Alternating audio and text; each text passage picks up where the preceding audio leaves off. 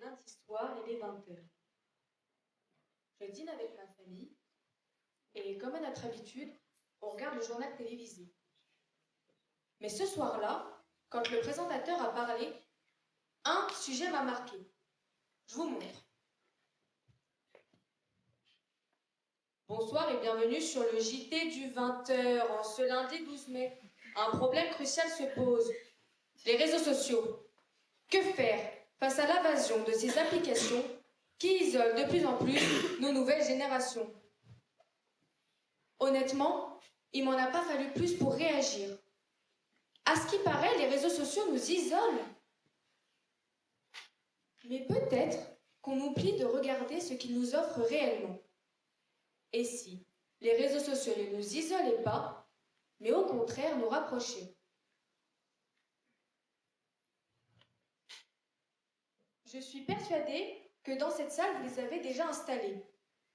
Facebook peut-être, Instagram, Twitter ou Tinder. Ces applications font dorénavant partie de nos vies. Bah oui, elles vous permettent de parler à tonton Charlie, parti vivre en Australie, ou de regarder le tout nouveau post de votre copine Sarah qui s'est acheté un nouveau chihuahua. Soyons sérieux. Moi, je pense que les réseaux sociaux tissent des liens et nous rapprochent. Je m'explique. Faisons un bond dans le passé. Le 16 mars 2020. On était tous devant nos télévisions car Emmanuel Macron allait faire une allocution. C'est ce 16 mars qu'il nous a annoncé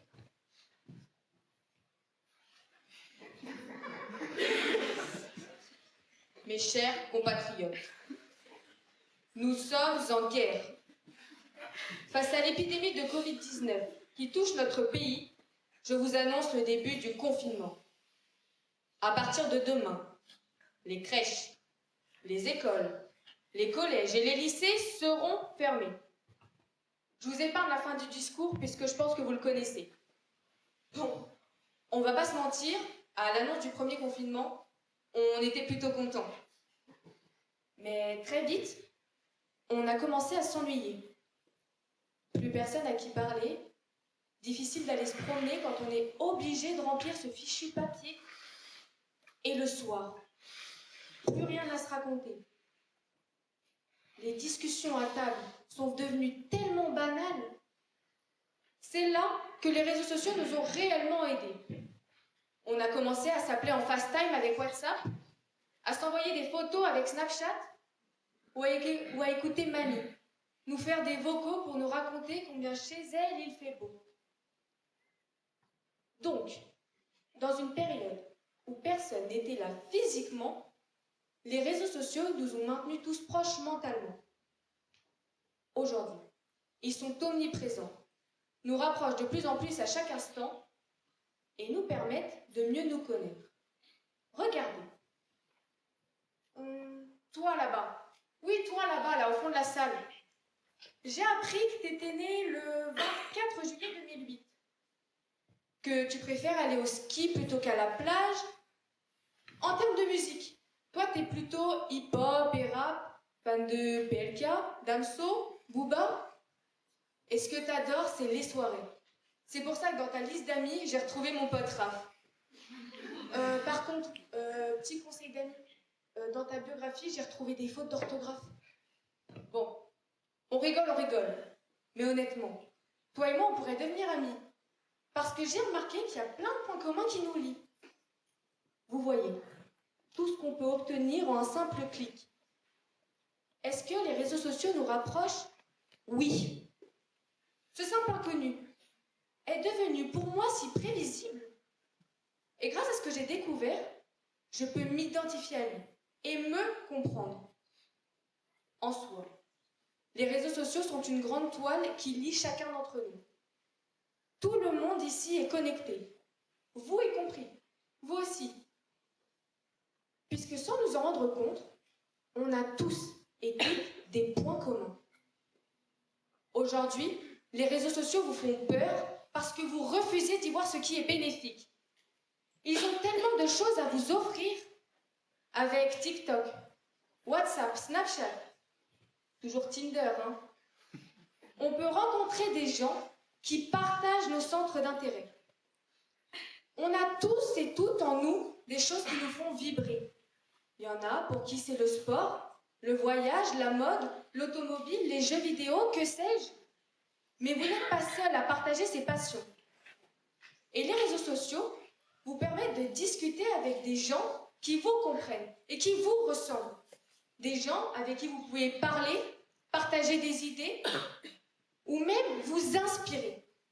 Et grâce à ça, vous allez vous créer des buts et des objectifs dans la vie.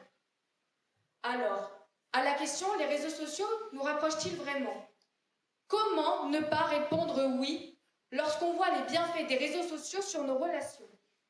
Et je parle de nos relations avec les autres, mais aussi et surtout de nos relations avec nous-mêmes.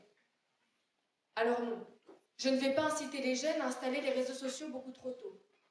Mais je vais vous inciter, vous qui les avez déjà installés, à en profiter. Utilisez-les pour tout ce qu'ils peuvent vous offrir. Ils ne sont pas néfastes, bien au contraire. Donc ce lundi soir, le reportage que j'ai regardé à la télévision n'a pas changé ma mentalité. À la question « Les réseaux sociaux vous rapprochent-ils vraiment ?» je répondrai et j'assumerai que ma réponse sera toujours le oui. Maintenant, j'espère que pour vous aussi, elle sera un grand oui. Merci.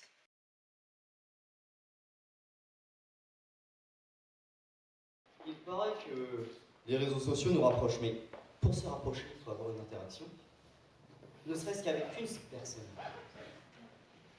Pour avoir une interaction avec vous, j'aurais dû balayer la salle du regard, vous lancer un « Bonjour, vous allez bien ?» et attendre une réponse. Mais non, mon attention était entièrement sur mon téléphone. Et pourquoi cela? Car il a vibré. J'ai reçu une notification de mes amis à poster une story sur Instagram. Et voilà. Là, je viens de vous montrer que les réseaux sociaux ne nous rapprochent pas vraiment. Vous voyez, les réseaux sociaux divisent physiquement. Comparons une discussion physique et une discussion sur les réseaux sociaux. L'une est concrète, vivante. Nous constatons les émotions. Nous pouvons voir l'impact de nos mots sur la personne. Nous pouvons voir ses mimiques et sa réaction face à l'histoire que nous lui racontons. Alors que l'autre est fade, est terne, impersonnel et futile. Et nous pouvons imaginer sans problème la personne derrière son écran, stoïque. La preuve que cela peut nous gâcher de très beaux moments. Il y a 3 mois de cela, nous étions allés au restaurant avec mes parents, un moment mémorable, mais pas pour la famille d'à côté. Le père, la mère et la fille, tous 3 sur leur réseau personnel, pendant toute la soirée, aucune parole échangée. Tellement peu que nous nous mettions à parier avec mon père pour savoir qui allait parler en premier. C'était le père, en demandant l'addition. Par contre, en revanche, les photos de tous les plats ont été partagées instantanément sur les réseaux sociaux. Moi qui peux encore vous décrire le goût de la viande et les patates qui allaient avec, eux ne sauraient à peine vous dire à quel moment des vacances cela s'est passé. Omnubilés par leur téléphone. La preuve que cela peut nous gâcher de très beaux moments en changeant juste un seul.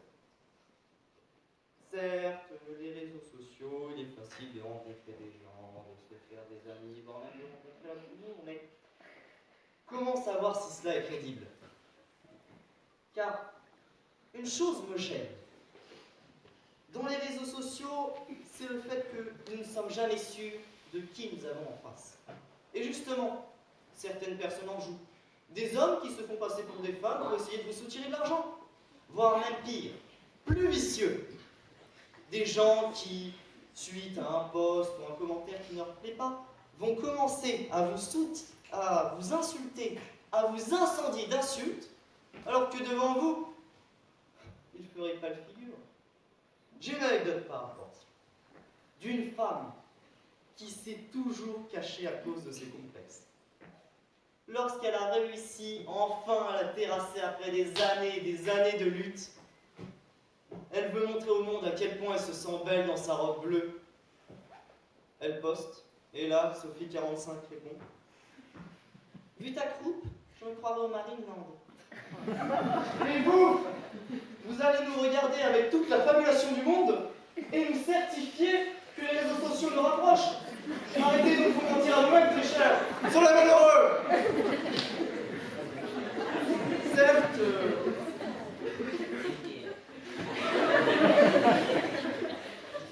Certes, sur les réseaux sociaux, des mouvements développés, libérés des bois. Mais étiez-vous déjà limité? Car du fait de la virtualité, il est beaucoup plus simple de dénoncer ou de prendre la parole sur des sujets où normalement vous n'oseriez même pas présenter votre avis, de peur des représailles ou d'être face à l'autre. Et justement, c'est cela que je trouve triste. Une déconnexion de la vraie vie. Un apprentissage unique à l'homme. Certes, vous avez envoyé des vidéos marrantes à votre ami car vous se sentez triste afin de le réconforter, mais cela n'a rien changé. Même face à lui, vous ne savez que faire. Car derrière un écran, on ne peut apprendre des choses humaines. Donc, justement, ces moments de rapprochement ne sont pas créés, car vous ne savez que faire.